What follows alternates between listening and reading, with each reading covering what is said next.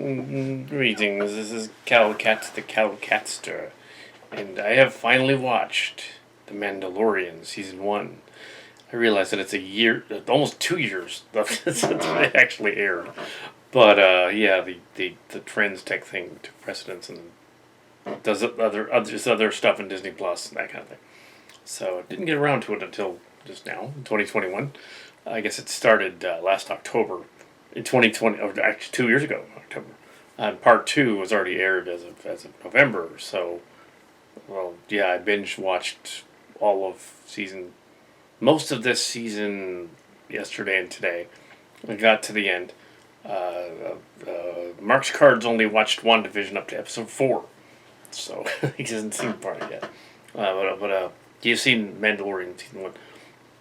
Apparently, it's trending now because one of the main stars of it, the MMA lady, has gotten in trouble and been kicked off the show as of, well, I guess at the end of season 2, she said some things she shouldn't have about the Holocaust or something. Yeah, you can look that up if you want to.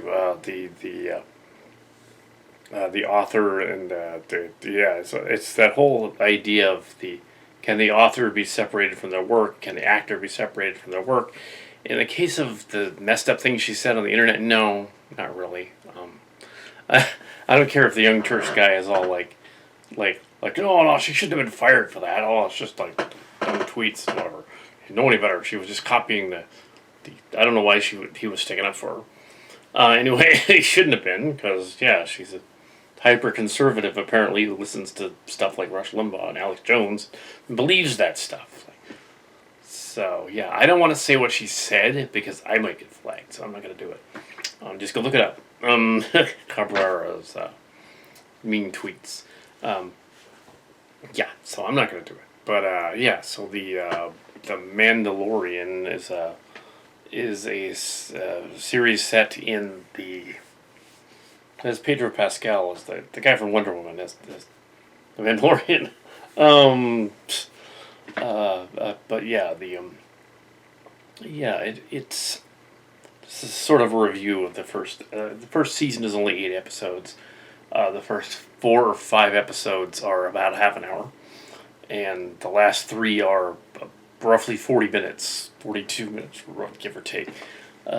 It's like watching 2 feature films stuck together for 8 episodes. It's very similar to all Transformers Mush, actually. And I know the fans are going to be saying of the Mush, which is completely free and it doesn't make any money. I did not see The Mandalorian until today and yesterday and today, so I didn't know that the Mandalorian voice sounds like Springer from the Trends Tech thing. It's not Pedro Pascal doing that voice in my story. No. I was thinking Batman from The Dark Knight and The Dark Knight Returns. And I said that as make him sound like Batman. I'm Batman. It's my pain. I'm Batman. It's like whispery, husky Batman voice for Springer. He's a yeah.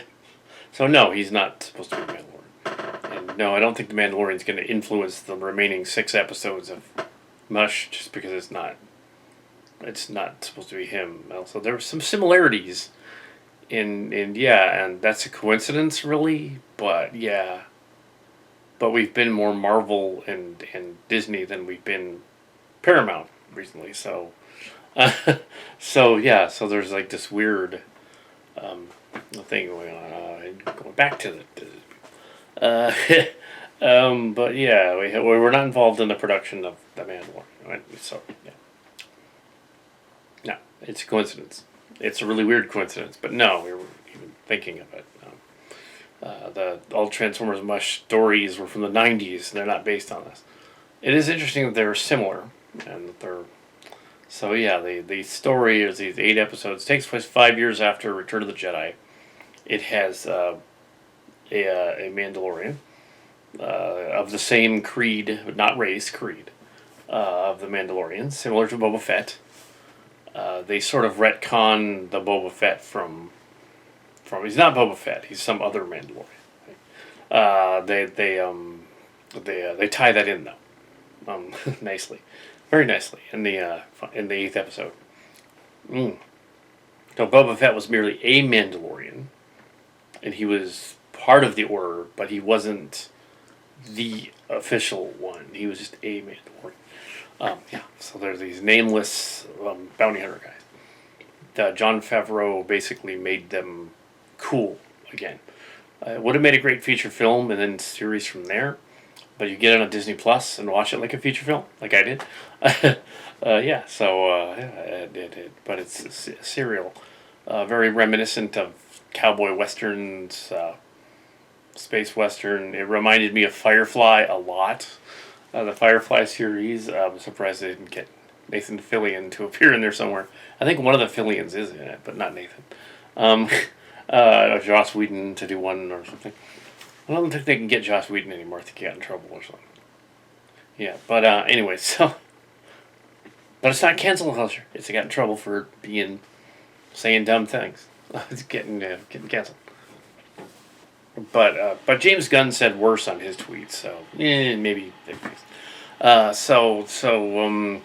Yeah, well, almost. Yeah, he was being kind of gross, but James Gunn got rehired, so who knows? Well, he apologized for it. I don't know if the lady apologized. So we have a cast of characters that he encounters. A lot of famous actors in the story would occur, and other ones, old-timey actors. There's a guy playing a little Quill, the pig guy. He did a lot of voiceover work in the 80s and 90s on TV. He's kind of who that guy is, but yeah, he's done a lot of voice work. He's been around forever. He was playing the pig guy, and apparently only for one season. Yeah. Spoilers, but it's 2 years ago. It's almost 2 years ago. So yeah, it's February of. Yeah, it's over a year ago. So you know already. Yeah, this review will contain the plot elements. Yeah, I mean, they go to various planets. They do get to Tatooine about in the middle. He's a bounty hunter, and he has a bounty, and like he's gonna like go to this one planet where they have this creature. They gotta find the creature and give it to this boss guy who's like evil, and he's a German boss guy. But you figure like they got a German actor boss guy. So didn't the Cabrera lady ever talk to the German like guy about like things what not to say and stuff? You'd think she would have, but apparently not. He'd be like, oh yeah, the Holocaust was bad. Yes, don't compare that to the Republicans. No, don't do that. It's completely different. That's what she did. Compare the Holocaust to. Yeah, which is no, not even close. Not even close. Nobody was putting Republicans in concentration camps. Yeah, nobody was doing that, and killing them. That was not happening. So I did reveal what she did indirectly, but not in the show. She didn't say it in the show. It's weird. Yeah, I'm not going to get in a political debate about the sovereignty of saying what and not to say about politics and all that. This is about a space op western that has nothing to do with that. So as a story, is the space western working on multiple levels, despite one of the main characters being in trouble. I guess it works. It does work. They can either recast or snarkily kill her character off, but well, we weren't looking. I think it's just like snarkily kill her off in the beginning of season 3. Just say, oh, she died. Oh, by the way. Anyway, but yeah, yeah. So the okay. They go on. He goes on this quest. He finds this creature. Turns out to be one of Yoda's species. Now they never revealed in Star Wars, and they don't reveal here, what species he is, what species Yoda is. It's supposed to be a secret. So Lucas was involved a little bit in this, and that he kind of added some expanded universe stuff to it, which was cool. Yeah, and oh, that was neat. That Favreau and that. So there's references to it. The ship is from the prequels that he commands. Uh, there's a dark saber at the end. Somebody has a dark saber. Just kind of is referenced in definitely the G1 expanded universe in Rebels. Rebels is later though, so they reference it again. So they sneaks a bunch of the expanded universe stuff in there, even though Kathleen Kennedy and them said, no, we don't want to mess with the expanded universe. Kind of like when Abrams did the Star Trek 2009, and he's like, I don't want to deal with the original Trek. I want to make my own version, and can't even find figures of it anymore. So there. So that was a little silly too, because it's like, no, let them have their other version. It's one of the things that makes that Star Wars Galaxy's Edge thing at Disneyland a little weird, because it's not all of the universe. It's just the new ones. It should be all of the universe. It should be Mos Eisley Cantina. I agree with some of the critics are saying that. Well, it should be Mos Eisley. Why isn't it? Why make it something else? That's what it's supposed to be. I was like, okay, yeah, the Cantina of Scum and Villainy. So the Hollywood one is more accurate. The Scum and Villainy. But yeah, the Disneyland one. But yeah, so Mandalorian. There's action. There's space fights. There's a jailbreak episode where they do a jailbreak. That was fun. The bad guys end up in the jail. He ends up locking them up. Some of them. Well, he killed one of them, but the other ones are locked up. But yeah, he's kind of an anti-hero bad guy dude. But he befriends the little Yoda creature, and the pig guy go on a final quest. Well, they don't know it's a final quest for the pig guy. Spoilers. They go back to the planet to face the Moff Tilion, whatever his name is. And I kind of get all the names wrong. It doesn't matter. And yeah, so and there's this. They do like an Alamo kind of thing where they have the guys out there in front. The conservatives complaining about the Alamo, like saying the Alamo was great was like funny because like I'm sure they freaked out about this because they were like, no, it's like the Star Wars and Stormtroopers, the Alamo and everything. No, the Alamo was actually a rout. They actually, they all died. They didn't survive that. It's like, no, it wasn't them holding the fort. Yeah, they didn't make it. I think only one of them escaped. It's like the OK Corral. It's like one guy escaped. And they always make that look like it was really long, too. And the OK Corral was really probably less than 20 seconds long. But they make it in the movies like, oh my gosh, it's like, oh, it's amazing. I went on forever. There's a massive gun battle with everyone with, like that Tombstone movie where they had 6 guns. They didn't reload, firing off 20 shots. But no. But at least in outer space, they can say space guns. The Mandalorian has a helper lady she makes stuff down in the sewer. Makes an armor, puts the armor on in the early episodes. He gets different pieces of his armor to put on. Very G1, very Knights of the Old Republic, very Force Unleashed a little bit too. Also, yeah, a lot of Boyd stuff in there. I wonder if they know that. That's actually Boyd in there. A lot of that. Also, that weird scene that they never explained in The Force Awakens. It's behind the scenes stuff from Force Awakens. I don't know if they ever explained it. C-3PO's red arm. Yeah, they never explain that. They don't explain that in The Mandalorian, but there's hints at it in there. It was because in the Rebels stories, and that they kind of hinted at in the Disney one, but didn't go there. And in the games, he got his arm shot off in a battle. And he had it replaced with a red arm because he was part of this Red League thing. That's what that was about. Yeah. So I know. Anyway. Yeah, that's what it was about. They never picked up on it. They should have. They should have said, oh, it's red arm replaced. That should have been part of it. But they didn't do that. Yeah, I forgot that scene. It was like, why wasn't that in there? I forgot about it. Oh. Also, originally Rey was not a Palpatine. Rey was actually a Kenobi. But everybody guessed. Everybody guessed. So they were like the Lost thing, and they were like, oh, we gotta make it somebody else.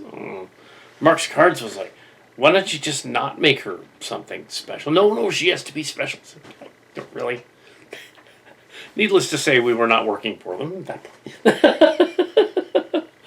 They didn't want to hear it. Yeah. So yeah. But yeah. So Mandalorian. This is season 1. There's some stuff, some trivia from the new trilogy. Originally, the Force Ghosts was going to be 3 Force Ghosts there. They're going to be Han 2, but for some reason they didn't include it. They should have. It's like, no, all 3 of them's got to be there. They're Force Ghosts, so why not? Yeah. So, but yeah, yeah. So, to get back to the Star Trek people, sooner or later, I wonder when they start on what's next. Lower Deck, Prodigy. Anyway, that's another show. But yes,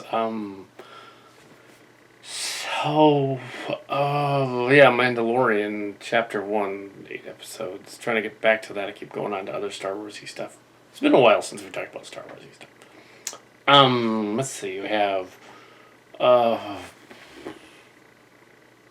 yeah, he goes on this quest. He goes to several different planets. There's a shipboard dialogue story that was done well and stuff like that. The humor is witty and dark in places and very similar to the Transformer thing. That's a coincidence, but yeah. Although Transtech could be a Marvel series, I guess, but it's not. It's not. We're not paying. We're not. Yeah, that's free. Not making any money. But no, we were not thinking of Mandalorian at all. I like how they redid it to make it like it's not just Boba Fett, and they sort of retconned the clone army that created the Boba Fetts. They're all Jango Fetts, basically Jango, Boba, and whatever. Yeah, they're all Jango Fetts. The original clone army, which is kind of silly, but that's what George did. But no, they have to be a secret order. That's cooler. Which is like expanded universe. So they did accept some expanded universe stuff in their ARM thing. And they kind of referenced it. They also had like a blaster droid that plays a nurse. He rescues the kid from the Yoda kid, the Baby Yoda. There was an earlier Kevin Smith thing, the Cantina, before the pandemic, in 2019, where he's talking about the Baby Yoda. Somebody made a Baby Yoda for him. But now they're down. Now Disney has the product out. They were going to bring it out. So now you can go buy one. Plush doll of Baby Yoda. So we don't have one yet. Yeah, so it's not Yoda though. It's someone from his species. Someone with a species with powers. Someone with a species. Yeah. So. Yeah, I'm trying to like summarize the story, and I keep going to this other stuff because I don't know. Is it the substance thing? I don't know. I mean, it's a western, goes to different locales, mainly desert planet, lava planet, mainly desert planet, lava planet. Mainly stuff like, yeah, mainly stuff like cowboy western. Clean cowboy would like it. And of course Tatooine at one point. Tina stuff. It's in during the New Republic, but some of the scattered Imperials are around. That's kind of cool. Like, well, would they gone? I mean, technically, a Galactic Empire doesn't really make sense. How would they keep communications going, even if they had hyperspace and hyperradio? How would they do that? How would they keep an entire galaxy? You would think it would take them so long to get from planet to planet that the time dilation for like keeping a planet or whatever would be impossible. But yeah, unless the light speed travel is almost instantaneous and almost seems like beaming them there, then the communications can be beaming them there too. So it's just like they're calling like New York from California or something. And it's like nothing for them to do that. Like, in several hours they're there. The whole fleet and everything, they can do stuff. It's much more subdued Star Wars thing. It's like how you would do a TV series out of Star Wars. You wouldn't have it be 20 episodes. It would only be 8 a season. Just because, yeah, there's even though Star Wars is a newer one on the block and it has more character references and newer stuff and newer movies, probably has more money because of the Disney merger. It's not Star Trek. Star Trek had over 750 hours of television before Discovery started. It had 10 movies, it had 12 movies before Discovery started. Now it has 800 and some episodes. Now it also has Lower Decks. Star Trek is like 3 times larger than Star Wars. Even with Rebels, even with Clone Wars. Rebels and Clone Wars cartoons and all those other ones. Before the Rebels and the Clone Wars, they only had maybe 100 hours of television, if that. Not 700 hours, 100 hours, so about a seventh of it, but more popular than Star Trek because it was current. They kept doing current stuff, like newer stuff. So they were bound to make a series eventually. Apparently, the original concept was a Boba Fett series, and they said, well, the giant sand vagina ate him, so yeah, kind of can't do that. They do tie it into Boba Fett. They do. The Mandalorian, spoiler, is rescued by Boba Fett.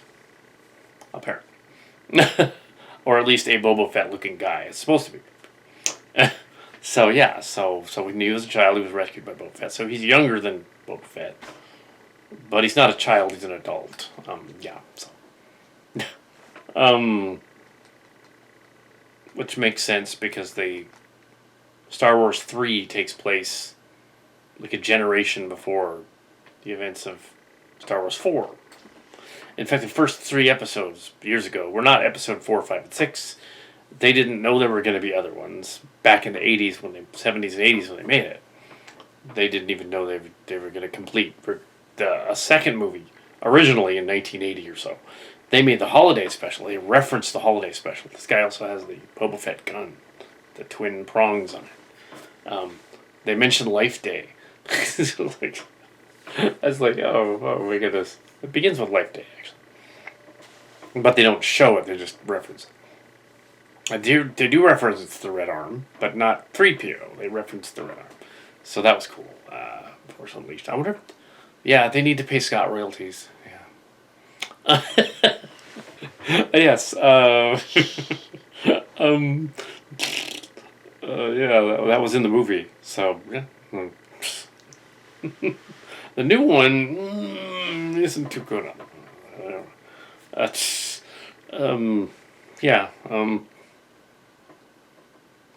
It's odd that like the movie portrays. It's clearly like this uber progressive, pro-immigrant, pro-survival from the Pillithrid state, the Poliarid, the whole all these bad guys are coming in to attack villagers and raise them and stuff, and that's bad. And yet you have some of the actors who are kind of siding with the bad guys, which is really weird. I don't know if you can divorce the two from that. That just doesn't make any sense. You're in a story where you're playing a good guy who, yeah, it doesn't make sense. Who wouldn't do that, who knows better, but somehow you do. So that doesn't make any sense. You know what I'm saying? Wait, wait. Anyways, so yeah, yeah. So the it's the underdogs defeating the bad guys, and yeah, one of them acts like she's not an underdog, but rather one of the Imperials or something. Like, what? That's like that old John Schneider from the Dukes of Hazzard going on, because he's also hyper-conservative. Well, a little bit conservative.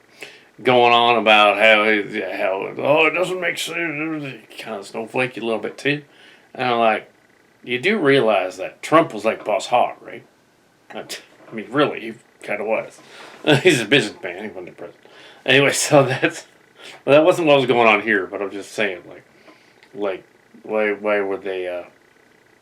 He'd be the villain, not the hero.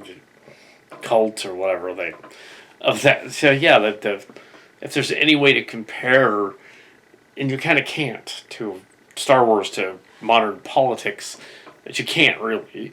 The Imperials would be the alleged deep state Republican guys, not the Democrats. They'd be the Republicans. See, the Republic is literally there in the title. The New Republic. Duh. Like, it's right there. Yeah, they're not the rebels anymore. They're the Republic, and they're a mess. So yeah, it's obvious they've made that connection there, but I didn't want to, but I just did. But yeah, the Imperials were the bad guys, and the New Republic is just another group of them. And yeah, so they should understand that. But yeah, so my meandering Mandalorian review. And Mandalorian is very similar to Mentachlorian, and a Mandalorian is a kind of violin-like instrument, isn't it? It's also odd. And Mantachlorian, of course, is the fighting race of the Prolaureate fighting group in David Weber's books. So clearly, Lucas was a fan of the Weber books. Military sci-fi books, which predate Star Wars. A couple of them do, yeah. So he read them. Yeah. But the Mandalorian, it's odd. That is actually an instrument. It should come out the mandolin and the Mandalorian. They should come out with a Mandalorian play it. Like cling, cling, cling, cling. It kind of looks like, yeah. The Mandalorian is a mandolin is sort of a guitar, but a Mandalorian is more like a violin, like a string. Yeah, Mandalorian. So, yeah, I think the first season works. Not sure if I'll do a review of season 2. I guess I should before Disney Plus pulls it because they want to replace the lady actor with someone else. Maybe they will. I don't know. Yeah. So yeah, it's not available on Blu-ray or DVD, but it should be, because why not? Now that it's been out for a year and a half, put it out on DVD, Blu-ray. So some people that don't have Disney Plus can actually see it. Yeah.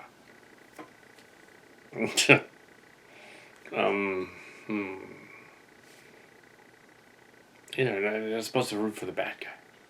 And Mandalorian's an anti-hero. He's an anti-hero.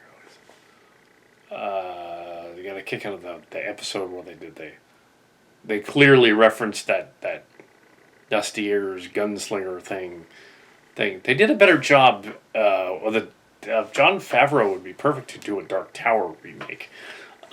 He would do a good job of that. But yeah, they did a Dark Tower thing. They did a Robotech thing. They did the Robotech episode, Dusty Ears episode. They kind of did that. Of course, the Dusty Ears episode was based on the Japanese version, which was based on the old Western with, I think, John Wayne.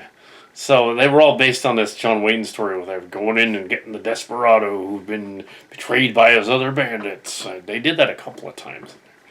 But it's like, yeah, you know the desperado's going to go in there and take the other bandits out that betrayed him. Of course he is. And that's what's going to happen. And what's weird is in the American version of that story, they made it like they screwed it up in the American version. They made it sound like it was entirely they turncoated onto the bad guys, the Invid. They turncoated to them and became like them and whatever.